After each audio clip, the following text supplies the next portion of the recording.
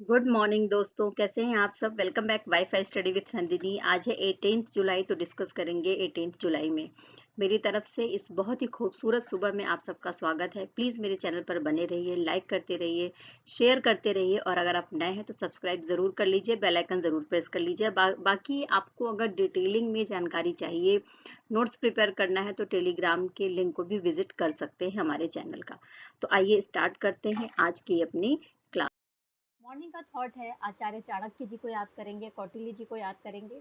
मूर्ख लोगों से कभी वाद विवाद नहीं करना चाहिए, क्योंकि ऐसा करने से हम अपना ही समय नष्ट करते हैं। यानी कि अगर हमें लगता है कि किसी मूर्ख को हम समझा सकते हैं, तो ये हमारी सबसे बड़ी मूर्खता है। यानी कि हमें किसी मूर्ख को समझाने की जरूरत नहीं है। आप अपना जो आपने टारगेट लिया है, आपके जो थॉट है, उसके ऊपर काम करिए, अपने काम पर फोकस करिए, न कि मूर्ख लोगों से विचार विमर्श करने में और उनको समझाने में टाइम बर्बाद करिए। तो आइए इसी विचारधारा के साथ में स्टार्ट करते हैं आज की अपनी क्लास को। फर्स्ट जो हम यहाँ पर बात कर रहे हैं, जैसा कि आप देख रहे हैं, नेल्सन मंडेला जी को हम सब इनसे वाकिफ हैं। तो इनका बर्थडे पर, इनका जो बर्थडे है वो 18 जुलाई को पड़ता है। ठीक है, तो 18 जुलाई को ही हर साल अंतर्राष्ट्रीय नेल्सन मंडेला डे मनाया जाता है। ओके, अच्छा, क्यों मनाया जाता है? क्योंकि इन्होंने दक्षिण अफ्रीका के ये ऐसे पहले राष्ट्रपति बने। दक्षिण अफ्रीका जो लोकतांत्रिक देश बना, और उसके बाद ये पहले ऐसे राष्ट्रपति बने जिन्होंने रंग भेद पर वहां पर जमकर आंदोलन चलाया था। रंग भेद से निपटने के लिए, रंग विरोधी जो आंदोलन होता है, उसके कार्यकर्ता के रूप में थे, उसके नेता के रूप में थे, उसके प्रमुख के रूप में उन्होंने काफी ज्यादा काम किया है। तो इनको याद करने के लिए, इनको सम्मानित करने के लिए संयुक्त राष्ट्र महासभा के द्वारा, है ना, कोई भी डे अगर इंटरनेशनल लेवल पर होता है, तो हमें अच्छे से पता है कि उसको संयुक्त राष्ट्र महासभा के द्वारा उसे बताया जाता है। तो संयुक्त राष्ट्र महासभा के द्वारा 2009 में, कब, 2009 में ये डिसाइड किया गया था कि 18 जुलाई को हम अंतर्राष्ट्रीय नेल्सन मंडेला डे मनाएंगे। और इसके लिए पहली बार कब मनाया गया? तो 2010 में मनाया गया, फर्स्ट टाइम अंतर्राष्ट्रीय नेल्सन मंडेला डे। ओके, अच्छा, इस बार की जो थीम है वो क्या है? तो इस बार की 2023 की थीम है जलवायु, भोजन और एकजुटता। इस थीम के साथ इंटरनेशनल नेल्सन मंडेला डे मना रही हैं। ओके, क्लियर हो गई, सारी बात समझ में आ गया। क्लाइमेट, फूड और सॉलिडेरिटी इस बार की थीम है। ओके, आइए नेक्स्ट बात करते हैं भारत के बारे में। क्योंकि भारत जो है एशियाई एथलेटिक्स चैंपियनशिप जो कहाँ पर खेला जा रहा था, तो थाईलैंड का बैंकॉक है, वहां पर खेला जा रहा था। और कितने दिन के लिए हुआ था? तो ये 5 दिन तक चला था। 12 से लेकर 16 जुलाई तक चला था, 5 दिन तक। ठीक है, और इसमें जो भारत की स्थिति है वो तीसरे नंबर पर है। यानी कि फर्स्ट नंबर पे जापान है, सेकंड नंबर पे चाइना है, और थर्ड नंबर पे भारत की स्थिति है। भारत ने कुल कितने पदक जीते हैं, कुल कितने मेडल जीते हैं? तो भारत ने कुल 27 मेडल जीते हैं। ठीक है, जिसमें से 6 गोल्ड है। ठीक है, 6 गोल्ड है, 12 जो है क्या है, 12 सिल्वर है, और इसके बाद 9 जो है ब्रॉन्ज मेडल भारत ने जीते हैं। तो भारत की स्थिति क्या है? थर्ड रैंक प्राप्त करी है भारत ने एशियाई चैंपियनशिप में, जो कहाँ पर खेला गया है? थाईलैंड के बैंकॉक में खेला गया है। ओके, क्लियर हो गई बात, समझ में आ गई? ओके, तो हमने बात कर ली एशियन एथलेटिक्स चैंपियनशिप 2023 के बारे में, जिसमें भारत की जो रैंकिंग है वो थर्ड रैंकिंग भारत ने हासिल करी है। Okay, clear. आइए नेक्स्ट बात करते हैं जम्मू और कश्मीर के बारे में। देखो, जम्मू और कश्मीर का जो ग्रामीण आजीविका मिशन है, ठीक है, जम्मू और कश्मीर में एक मिशन चलाया जा रहा है जिसका नाम है ग्रामीण आजीविका मिशन। तो इस मिशन को स्कॉच जो अवार्ड है वो दिया गया है 2023 के लिए। 2023 के लिए जो स्कॉच अवार्ड है वो हमारे देश के का जो यूटी है, जम्मू और कश्मीर, वहाँ के ग्रामीण आजीविका मिशन को दिया गया है। अच्छा, ये किस थीम के तहत ये जो अभियान है वो चलाया गया था? तो state for governance India 2047, state of governance India 2047 जो थीम है, उसके तहत ये जो अभियान है चलाया गया था, जिसका नाम है ग्रामीण आजीविका मिशन। और इस मिशन को स्कॉच अवार्ड दिया गया है 2023 के लिए। क्लियर हो गई बात, समझ में आ गई? साथ में मैं आपको ये बता दूं कि जो जम्मू और कश्मीर का ग्रामीण आजीविका मिशन है वो स्पेशली वहाँ के ग्रामीण विकास मंत्रालय के द्वारा चलाया जाता है। ठीक है। और साथ में ही इसके पीछे का जो मोटिव है कि किस तरीके से जो जम्मू और कश्मीर के लोग हैं, गरीब हैं, गांव के रहने वाले हैं, उनके उनके ग्रोथ के लिए किस तरीके से काम किया जाए, है ना। और कैसे उनकी जो आजीविका है उसमें सुधार किया जाए और उनकी स्किल्स को डेवलपमेंट, उनका जो स्किल्स है उसका डेवलपमेंट किया जा सके, इन सब बातों को ध्यान में रखते हुए ही ग्रामीण आजीविका मिशन चलाया गया था और जिसको स्कॉच अवार्ड दिया गया है। तो हमने बात कर ली यहाँ पर जम्मू और कश्मीर को दिए जाने वाले, जम्मू और कश्मीर के में एक अभियान चलाया गया ग्रामीण आजीविका मिशन, उसको स्कॉच अवार्ड दिया गया है। क्लियर। अच्छा, साथ में इस मिशन की कुछ विशेषताएं हैं, कुछ मान्यताएं हैं जिसके बारे में हमें पता होना चाहिए। वीडियो पॉज करके आप देख सकते हैं। और साथ में मैं आपको बता दूं कि अगर आप हमारे टेलीग्राम लिंक को विजिट करना चाहते हैं तो वहां पर टेलीग्राम के लिंक को विजिट करके भी आप ये सारा कंटेंट पढ़ सकते हैं। जैसे गरीब गरीब केवल अपने स्वयं के संगठनों के माध्यम से गरीबी से बाहर आ सकते हैं, कुछ ऐसी मान्यताएं हैं जिसके ऊपर ग्रामीण आजीविका मिशन चलाया गया था।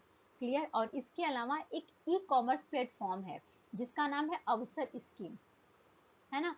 तो ई कॉमर्स प्लेटफॉर्म पर एक अवसर स्कीम है। और इसके अलावा महिला हाट और जो जिला ग्रामीण हाट, इस तरीके के कई सारे जो इनिशिएटिव्स हैं वो लिए गए हैं, ई कॉमर्स प्लेटफॉर्म पर उपस्थित हैं, जो किस तरीके से काम कर रहे हैं, जम्मू और कश्मीर ग्रामीण आजीविका मिशन के तहत काम कर रही हैं। और वहाँ के महिलाओं को जो स्पेशली जो स्वयं सहायता समूह से जुड़ी हुई महिलाएं हैं, उनके डेवलपमेंट के लिए काम कर रहे हैं, जो स्पेशली ग्रामीण महिलाएं हैं। क्लियर, बात समझ में आ गई।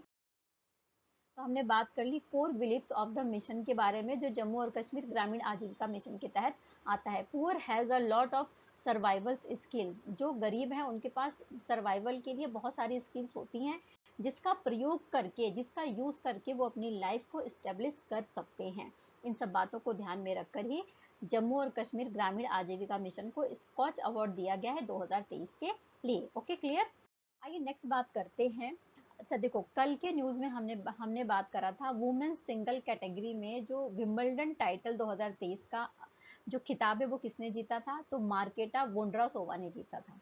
अच्छा, मेंस सिंगल्स कैटेगरी में विंबलडन टाइटल 2023 का खिताब किसने जीता है, तो यहाँ पर जीता है कार्लोस अलकराज ने। किसने जीता है, कार्लोस अलकराज ने जीता है। और इन्होंने किसे हराकर ये जो चैंपियनशिप जीती है वो किसे हराया है, तो नोवाक जोकोविच को हराया है। जैसा कि हम सबको बहुत अच्छे से पता है कि जो विंबलडन है वो जो टेनिस है उस टूर्नामेंट से रिलेट करता है। और स्पेशली विंबलडन लंदन का जो इंग्लैंड का जो ऑल इंग्लैंड लॉन टेनिस है वहां पर खेला जाता है। प्रॉपरली लिस्ट दी गई है जिसमें आप देख सकते हैं कि किस कैटेगरी में कौन से विजेता रहे हैं और कौन से उप विजेता रहे हैं। क्लियर। ओके। जैसा कि आप सबको पता है कि इंग्लिश और हिंदी दोनों ही लैंग्वेजेस में हमारे पास कंटेंट है, तो आपको जिस भी लैंग्वेज में सुटेबल लगता हो आप उसमें पढ़ सकते हैं। आइए नेक्स्ट बात करते हैं। एक संयुक्त सैन्य अभ्यास है जिसका नाम है नोमैडिक एलिफेंट 2023। क्या नाम है, नोमैडिक एलिफेंट 2023। संयुक्त सैन्य अभ्यास है भारत और मंगोलिया के बीच में। ठीक है, तो भारत और मंगोलिया के बीच में जो ये नोमैडिक एलिफेंट 2023 है, संयुक्त सैन्य अभ्यास है, इसका 15th नंबर का एडिशन है। ये कहाँ पर हो रहा है, तो ये हो रहा है मंगोलिया की राजधानी उलान बटार में। कहाँ पर, मंगोलिया की राजधानी उलान बटार में हो रहा है। 17 जुलाई से लेकर 31 जुलाई के बीच में ये होगा। क्लियर। अच्छा, साथ में मैं आपको बता दूं कि भारत की तरफ से जो Jammu Kashmir light infantry regiment है उसके सैनिक इसमें भाग ले रहे हैं। और मंगोलिया की तरफ से यूनिट 084 के सैनिक इसमें पार्टिसिपेट कर रहे हैं। क्लियर। साथ में मैं आपको ये भी बताऊंगी कि जो ये जो संयुक्त सैन्य अभ्यास हो रहा है इसका मोटिव क्या है। देखो, कोई भी सैनिक अभ्यास होता है तो उसके पीछे का मोटिव होता है। तो मोटिव ये है कि जो पहाड़ी इलाके हैं उसमें किस तरीके से सेना आतंकवादियों का मुकाबला कर सकता है, जो जो टेररिस्ट है उनका मुकाबला किस तरीके से कर सकता है, जो साथ में ही जो फील्ड ट्रेनिंग दी जाती है उसको किस तरीके से दोनों देश आपस में मिलकर कर सकते हैं। दोनों ही देशों के जो सेनाएं हैं उनके स्किल डेवलपमेंट के लिए, नए विचारों को एक दूसरे से साझा करने के लिए, साथ ही रिफ्लेक्शन फायरिंग के लिए, यानी कई तरीके से एक दूसरे के साथ सहयोग के साथ में सैन्य संबंध को मजबूत करने के लिए ये जो संयुक्त सैन्य अभ्यास है जिसका नाम है नोमैडिक एलिफेंट 2023, इसका आयोजन किया गया है। कहाँ पर? मंगोलिया के उलान बटार में 17 जुलाई से लेकर 31 जुलाई तक चला है और इसका 15th नंबर का एडिशन है ये। Okay, clear.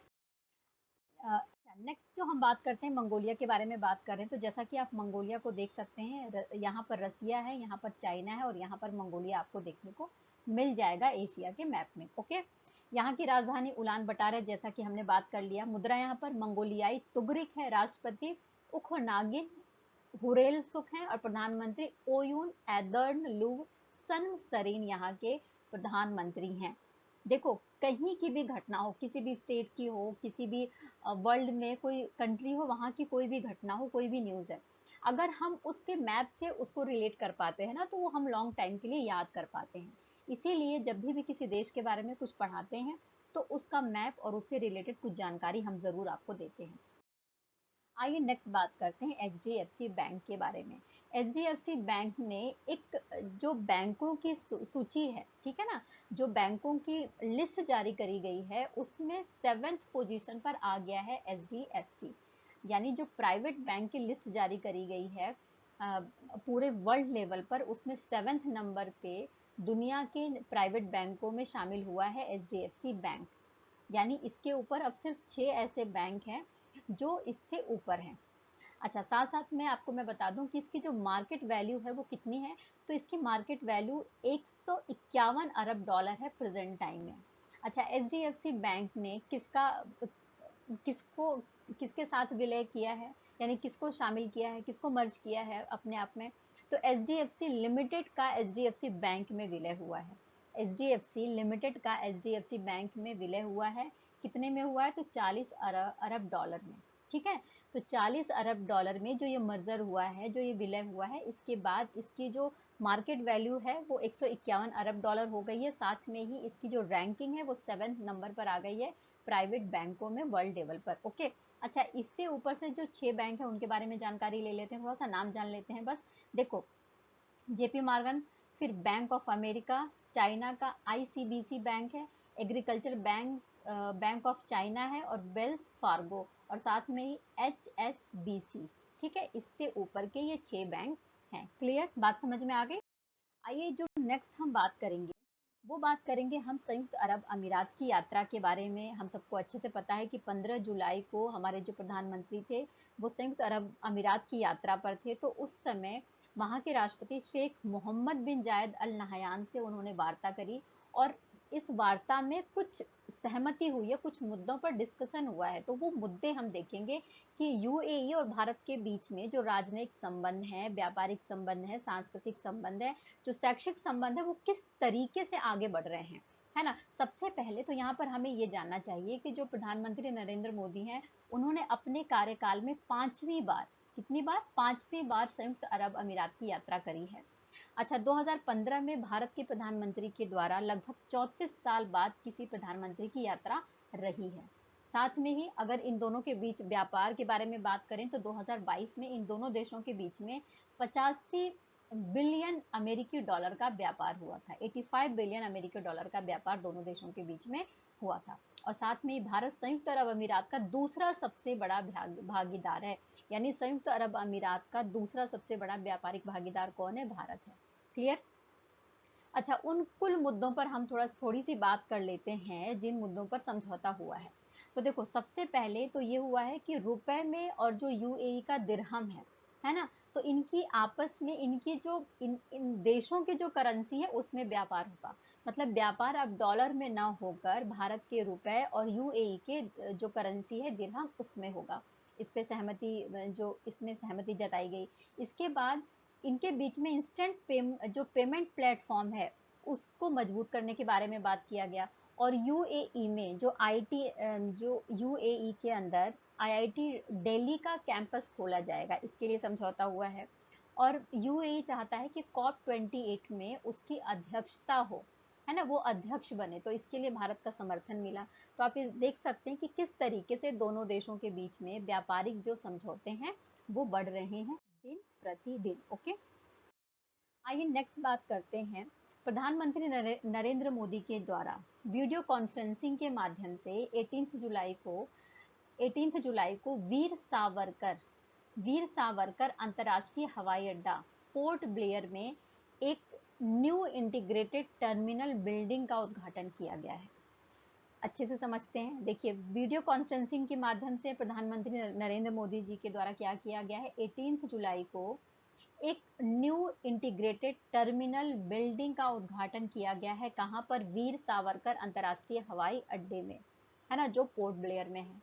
अच्छा देखो, अब इसकी विशेषता क्या है? तो विशेषता इसकी ये है कि ये पूरी तरीके से यहाँ पर लगभग 50 लाख यात्री की कैपेसिटी है इसमें, यानी कि 50 लाख यात्री इसमें रह सकते हैं, है ना। साथ में ही इसमें कितना बजट आया है? तो लगभग 710 करोड़ रुपए की लागत आई है। और कितने क्षेत्रफल में बना है ये? तो 40,800 वर्ग किलोमीटर का जो क्षेत्रफल है उसमें ये बना हुआ है। क्लियर? और इसमें साथ साथ बोइंग दो बोइंग 767-400 और 2 एयरबस 321 विमान भी यहाँ पर उपस्थित रहेंगे। उसके लिए भी, उनके रहने के लिए भी जो एक एप्रन है उसका भी निर्माण किया गया है, और साथ साथ में 10 विमानों की पार्किंग भी की जा सकती है। तो इस तरीके से ये बहुत इम्पॉर्टेंट एक कम्युनिकेशन के लिए, हम सबको अच्छे से पता है कि जो अंडमान निकोबार द्वीप है या जो पोर्ट ब्लेयर है, वहां तक पहुंचने के लिए कनेक्टिविटी का होना बहुत जरूरी है। तो उस कनेक्टिविटी को बढ़ाने के लिए, उस कनेक्टिविटी को मजबूत करने के लिए ही ऐसा किया गया है, यानी कि न्यू इंटीग्रेटेड टर्मिनल बिल्डिंग का उद्घाटन किया गया है प्रधानमंत्री नरेंद्र मोदी जी के द्वारा 18 जुलाई को। ओके, क्लियर हो गई बात? अच्छा, आइए, जो टर्मिनल बना है, इंटीग्रेटेड टर्मिनल बना है, इसकी कुछ विशेषताओं के बारे में जान लेते हैं। सबसे पहले तो इसकी विशेषता ये है कि यहाँ पर सौर ऊर्जा संयंत्र लगाया गया है, यानी कि जो भी बिजली इस्तेमाल करी जाएगी उसके लिए सौर ऊर्जा का प्रयोग किया जाएगा। नवीकरणीय ऊर्जा का प्रयोग किया जा रहा है, आप देख सकते हैं। इसके अलावा यहाँ पर जल को संग्रहित किया जाएगा और उसको साफ करके दोबारा यूज किया जाएगा। यहाँ पर गर्मी को बढ़ाने वाली ग्लेजिंग का उपयोग भी किया जाएगा। तो ये कुछ विशेषताएं हैं, मतलब ऊर्जा को एक तरीके से, एनर्जी को सेव करने के ऊपर भी बात की गई है। ओके, देखिए यहाँ पर एक योजना के बारे में, एक स्कीम के बारे में बात कर रही हूँ मैं, जिसका नाम है प्रोडक्शन लिंक्ड इंसेंटिव, यानी PLI स्कीम 2.0 के बारे में बात हो रही है, जिसके लिए मंजूरी दे दी गई है 14 जुलाई को, 14 जुलाई को। और ये किसके लिए है? तो ये IT हार्डवेयर के लिए है। जैसा कि IT हार्डवेयर है, इसका मतलब यहाँ पर आप देख सकते हैं कि जो लैपटॉप होते हैं, टैबलेट्स होते हैं, जो फोन्स होते हैं, ठीक है, जो PC है, PC यानी कि जो हमारा कंप्यूटर है ना, तो उसके कई सारे पार्ट्स होंगे, हार्डवेयर होंगे जो बनाए जाएंगे, और इसके लिए जो भी वित्तीय सुविधाएं हैं वो प्रोवाइड कराने के ऊपर काम करेगी गवर्नमेंट। और इसके लिए बजट जो तैयार किया गया है, या जो बजट का लक्ष्य रखा गया है, वो कितना है? 17,000 करोड़ रुपए का बजट रखा गया है इस योजना के तहत। अच्छा, इस साथ में मैं आपको बता दूं कि इसके लिए कंपनियों को तीन तीन वर्गों में बांटा गया है, समझ सकते हैं हम। जैसे कि पहले वर्ग में ये कहा गया है कि कोई डोमेस्टिक कंपनी हो सकती है, कोई वर्ल्ड लेवल की कंपनी हो सकती है, यानी विदेशी कोई कंपनी हो सकती है। और तीसरे को नाम दिया गया है कि कोई कंपनी हाइब्रिड रूप से भी उत्पादन कर सकती है। हाइब्रिड रूप से उत्पादन करने का मतलब ये है कि यहाँ पर विदेशी और डोमेस्टिक यानी घरेलू दोनों कंपनियां मिलकर उत्पादन कर सकती हैं। पर्टिकुलर कोई घरेलू कंपनी भी, डोमेस्टिक कंपनी भी उत्पादन का काम कर सकती है, बना सकती है, विनिर्माण का काम कर सकती है, मैन्युफैक्चरिंग का काम कर सकती है। और साथ साथ में जो कोई विदेशी कंपनी है वो भी मैन्युफैक्चरिंग का काम कर सकती है। लेकिन सिर्फ तीनों कंडीशन में ये बात बताई गई है, यानी तीनों कैटेगरी में डिवाइड करने के बाद ये भी बोला गया है कि जो उत्पादन होगा, जो मैन्युफैक्चरिंग होगी, वो भारत में ही होगी, भारत में ही करी जाएगी PLI 2.0 स्कीम के तहत। जैसा कि मैंने आपको बता दिया कि इसमें 3 रैंकिंग है, जैसे कि हाइब्रिड है, विदेशी है और डोमेस्टिक है, ठीक है। तो इस रैंकिंग के बाद में जो कंपनियां हैं उनकी कैपेसिटी भी देखी जाएगी कि उनकी कैपेसिटी क्या है, वो किस तरीके से निर्माण कर सकती हैं, कितना शुद्ध मैन्युफैक्चरिंग का काम कर सकती हैं। तो इन सभी बातों को ध्यान में रखते हुए ही जो बजट है वो आवंटित किया जाएगा सेंट्रल गवर्नमेंट के द्वारा। अच्छा, इसके अलावा मैं आपको बता दूं कि जो रैंकिंग के अनुसार जो पैसे डिसाइड किए गए हैं, यानी जो बजट डिसाइड किया गया है, जो प्रोत्साहन राशि दी जाएगी, उसके ऊपर बात कर लेते हैं। तो देखो, अगर कोई वैश्विक स्तर की कोई कंपनी है, ठीक है ना, यानी विश्व स्तर की कोई कंपनी है, तो उसके लिए 45 अरब रुपए हैं। जो हाइब्रिड है यानी कि वैश्विक है और घरेलू कंपनियां दोनों मिलकर किसी कोई जो आईटी हार्डवेयर है उसका मैन्युफैक्चरिंग का काम कर रहा है, तो उसको 22.50 अरब रुपए दिया जाएगा एक प्रोत्साहन राशि के रूप में।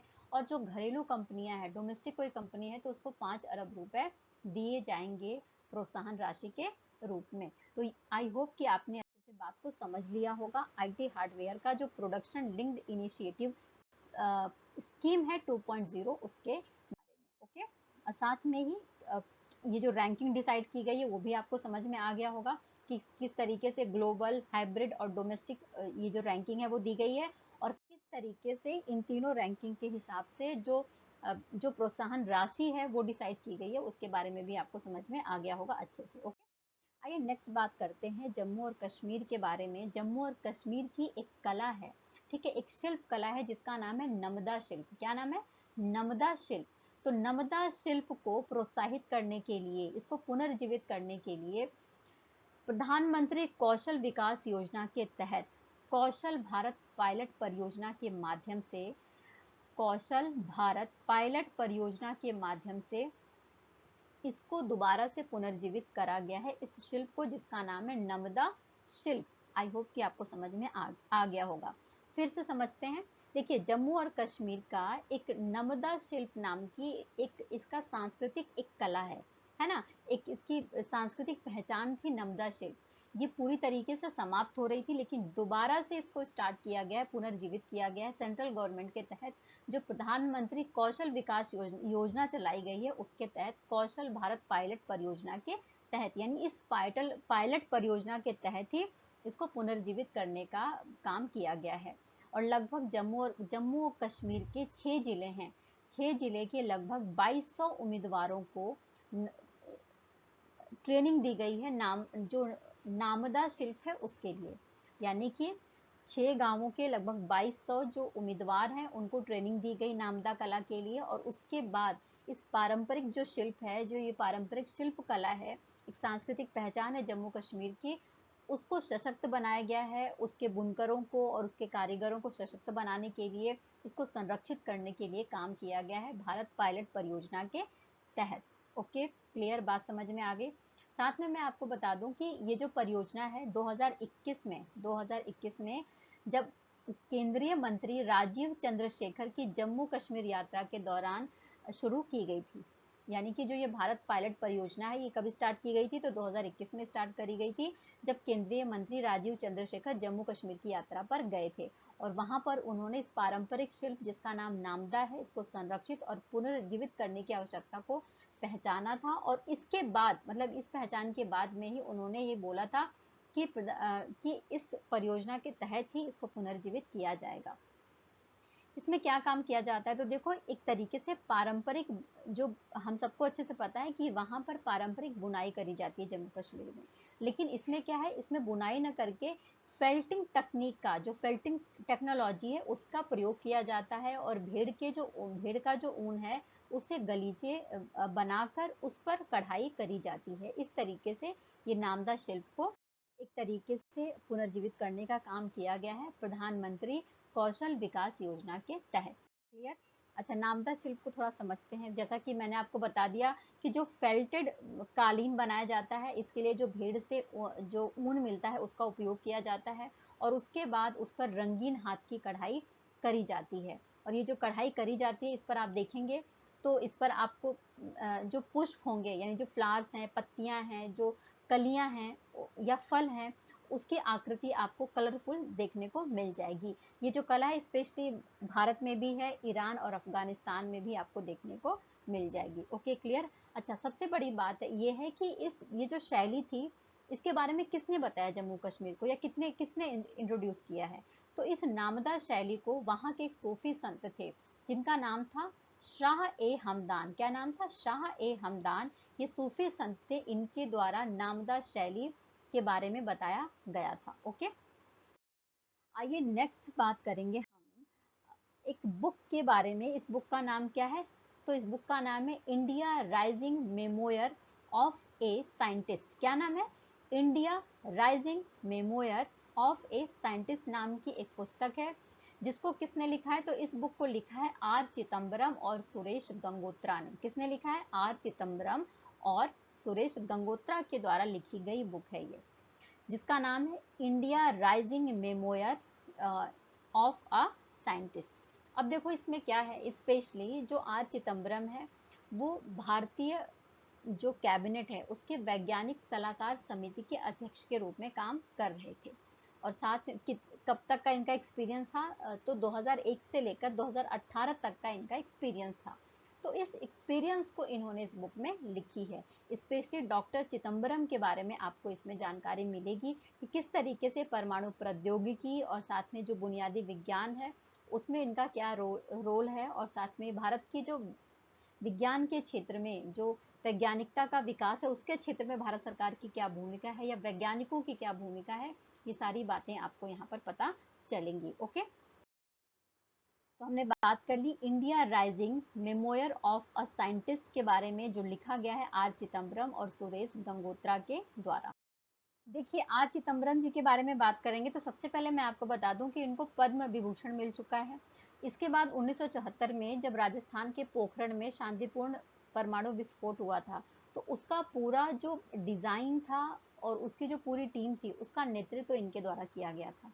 ठीक है, इसके बाद जब डीआरडीओ के सहयोग से, डीआरडीओ यानी रक्षा अनुसंधान और विकास संगठन, उसके सहयोग से 1998 में राजस्थान के पोखरण में परमाणु जो परीक्षण किया गया था, पोखरण परीक्षण किया गया था, तो उसका भी जो परमाणु उपकरण है उसकी जो डिजाइनिंग है वो इनके द्वारा करी गई थी। तो आप देख सकते हैं कि परमाणु ऊर्जा विभाग में इनका नेतृत्व और उस समय का जो परमाणु कार्यक्रम चलाया गया था उसमें इनका जो नेतृत्व है उसको बढ़ावा देने में इनका कितना बड़ा योगदान रहा है। तो भारत के एक बहुत ही चर्चित वैज्ञानिक है जिनका नाम है आर चिदम्बरम, और इनके द्वारा कौन सी बुक लिखी गई है, तो India rising memoir memoir of a scientist. देखिए, कोई भी न्यूज़ है जब उसके बारे में हम कुछ फैक्ट्स पढ़ लेते हैं ना तो वो हमेशा हमें याद रहती है। तो फैक्ट्स इसलिए हमें पढ़ना चाहिए। तो आप ये मत सोचिए कि देखो वन लाइनर में क्या होता है, हम पढ़ते हैं भूल जाते हैं, लेकिन जब हम उस न्यूज़ से रिलेटेड कुछ फैक्ट्स सुन लेते हैं, कुछ जान लेते हैं, तो वो न्यूज़ हमेशा हमारे दिमाग में बस जाती है। तो इस न्यूज़ के साथ ही ये सेशन आज का ख़त्म होता है। फिर से कल मिलेंगे नए न्यूज़ के साथ में, नए विचारों के साथ में और नई उम्मीदों के साथ में। तब तक टेक केयर, बाय बाय। खूब खुश रहिए, खूब मेहनत करते रहिए और खूब आगे बढ़ते रहिए, और प्लीज़ मेरा भी साथ देते रहिए। Take care, bye bye.